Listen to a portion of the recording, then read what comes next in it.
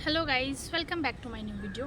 तो जो लोग मेरे चैनल पे नए हैं वो जल्दी से मेरे चैनल को सब्सक्राइब कर लीजिए ताकि बिहार पुलिस से रिलेटेड कोई भी इन्फॉर्मेशन मैं जल्दी से और आसानी से आप लोगों को दे सकूँ। तो आज के वीडियो में मैं आप लोगों को बहुत ही इम्पोर्टेंट बात बताने वाली हूँ इसके फिज़िकल से रिलेटेड। बहुत सारी बातें हैं जो शायद आप लोग नहीं जानते हो, जो आप लोगों के लिए बहुत ही ज़्यादा यूजफुल होने वाला है। तो आप लोग वीडियो के लास्ट तक बने रहिए ताकि इसके फ़िज़िकल से रिलेटेड जो सारी बातें हैं, जो भी कन्फ्यूज़न है, जितना सारा कुछ है, वो सब आज मैं आप लोगों को इस वीडियो में बताऊंगी। तो आप जितना आप लोगों के मन में हो सकता है सवाल हो फ़िज़िकल से रिलेटेड, तो वो सारा ख़त्म हो जाएगा।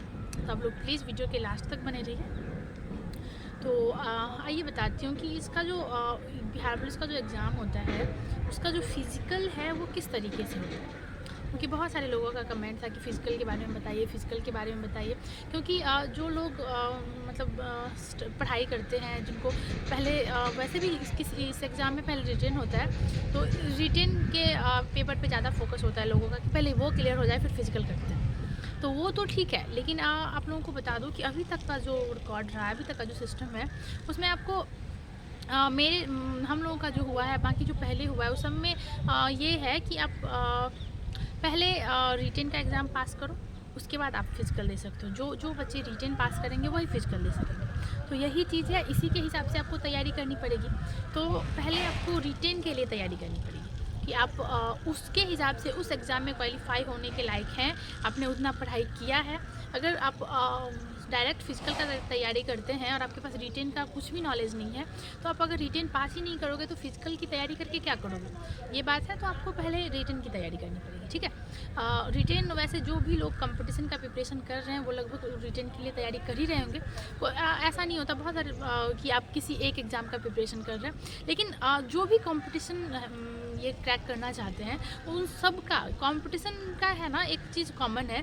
आप किसी भी एग्ज़ाम में बैठते हो तो उसका बहुत 80% चीज़ कॉमन है। अगर आप किसी भी चीज़ की तैयारी कर रहे हो तो आपको जीके, जीएस, मैथ्स वो सब एक ही चीज़ पढ़ना पड़ता है। तो जो भी लोग उसकी तैयारी कर रहे हैं, किसी भी कंपटीशन की तैयारी कर रहे हैं, उनसे ये एग्ज़ाम आसानी से निकल जाएगा। क्योंकि ये 12th के हिसाब से इसके क्वेश्चन होते हैं और 12th के अंदर का ही सवाल होता है। 9th, 10th, 6th सारा जीके, जीएस जो होता है इसका, वो सब आपको एनसीईआरटी के हिसाब से होता है। तो अगर आप 10th तक, 12th तक बहुत अच्छे से पढ़ाई किए हैं तो अब इसका रिटेन आराम से क्वालिफाई कर जाओगे। रिटेन पास करने के बाद ही आपको फिज़िकल के लिए तैयार किया जाएगा, तभी आपको फिज़िकल देना है। अगर आपका रिटेन नहीं होता तो आप नहीं फिज़िकल दोगे। तो पहले आप रिटेन की तैयारी कीजिए, उसके बाद जब आपका रिटेन हो जाता है तो उसके बाद आप फिज़िकल कीजिए। और हाँ, इस एग्ज़ाम में ना फिज़िकल ज़्यादा इम्पोर्टेंट है, क्योंकि आप रिटेन में बहुत सारा नंबर ले आते हो, ये मैटर नहीं करता। आपका जो मेरिट लिस्ट है वो आपके फिज़िकल पे बनता है, तो आपको इस हिसाब से अपनी तैयारी करनी पड़ेगी। तो मैं ये बोलूँगी कि अगर आप पढ़ाई कर रहे हैं और आपका मन है कि आप इस चीज़ में जाओ, अब मतलब होता है ना किसी चीज़ का शौक़ होना, तो मैं आपको यही बोलूँगी कि आप फिज़िकल की तैयारी भी करो साथ में।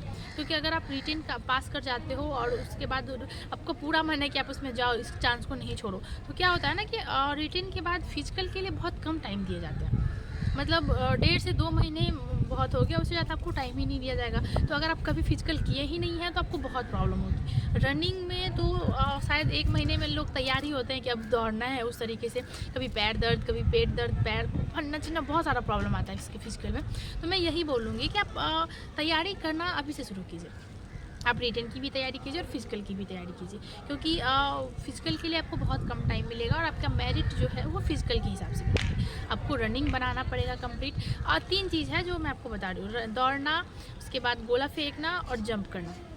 तो इस तीनों में आपको कहीं ना कहीं पूरा नंबर उठाना पड़ेगा, या फिर आप रनिंग में कंप्लीट करो, या फिर वो क्या है ना कि ये तीनों जो चीज़ है वो एवरेज के अपने हिसाब से बैठा के दिया गया है कि आप कितने कर सकते हो। आपका अगर रनिंग इतना है तो आप गोला कितना फेंकोगे, अगर आपका गोला इतना है तो आप कितना जंप कर सकते हो। ये सारा चीज़ जो है ना एक दूसरे पे आधारित है। मतलब वो होता है ना, सिस्टम बना दिया गया है कि अगर आप सिस्टम नहीं है, लॉजिक भी है। अगर आप बहुत अच्छा 50 नंबर का दौड़ रख रहे हो तो मतलब आपका वेट अच्छा खासा कम होगा, नॉर्मली हल्की होंगी। तो अगर आप हल्की होंगी तो आपका गोला जाने में प्रॉब्लम क्रिएट करेगा शायद। मतलब अगर आप मेहनत कर रही हो तो जाता है, ऐसा नहीं कि नहीं जाता, लेकिन थोड़ा सा प्रॉब्लम होगा। तो इस तरीके से ये चीज़ों को एक दूसरे के हिसाब से बैठा दिया गया है।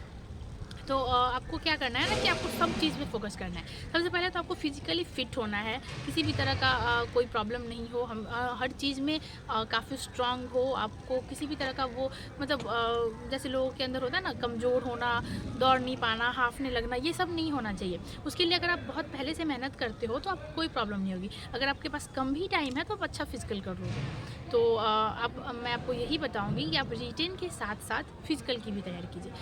रोज़ रनिंग कीजिए। रनिंग आप अगर प्रॉपर करते हैं तो आपको फिज़िकल में कोई दिक्कत नहीं होगी। आप आराम से जब आपको 2 महीने टाइम मिलेंगे तो उसी में आप अपना गोला और जंप दोनों कंप्लीट कर लोगे, लेकिन आपको रनिंग पहले से करना चाहिए। तो आपको फिज़िकल में बहुत ही ज़्यादा सुविधा होगा और आप आसानी से मेरिट लिस्ट में अपना नाम ला सकते हैं।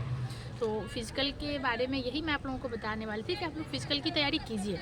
और आप लोगों के मन में अगर किसी भी तरह का सवाल है, कोई क्वेश्चन है जो आप नहीं जानते हो, कुछ भी किसी भी तरह का कन्फ्यूजन हो या फिर कुछ नहीं जानते हो, तो आप हमें कमेंट कीजिए, हम आपके सवालों का जवाब देंगे। जितना हो सके हम कोशिश करेंगे कि आप लोगों की हेल्प हो जाए। तो आज के वीडियो में इतना ही, बाकी बात मैं आप लोगों को अगले वीडियो में बताऊँगी।